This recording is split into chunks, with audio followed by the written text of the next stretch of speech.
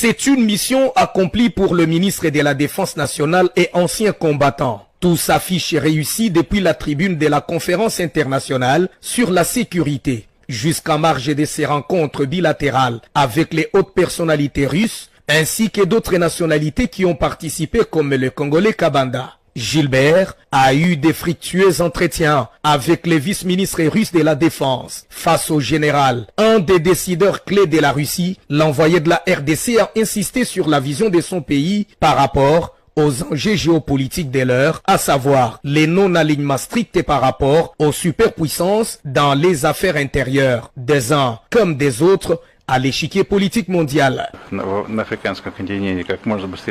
République démocratique du Congo, c'est un partenaire vraiment très important.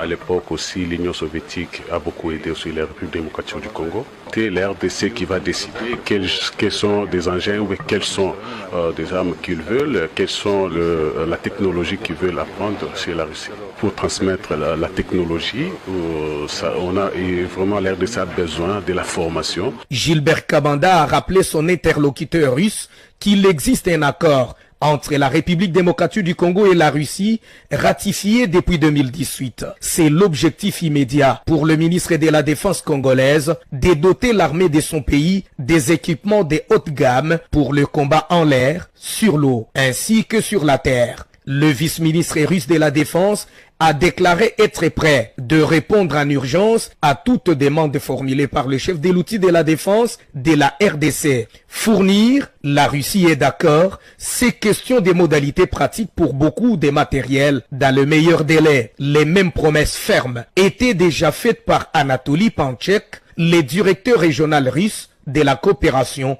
à Gilbert Kabanda.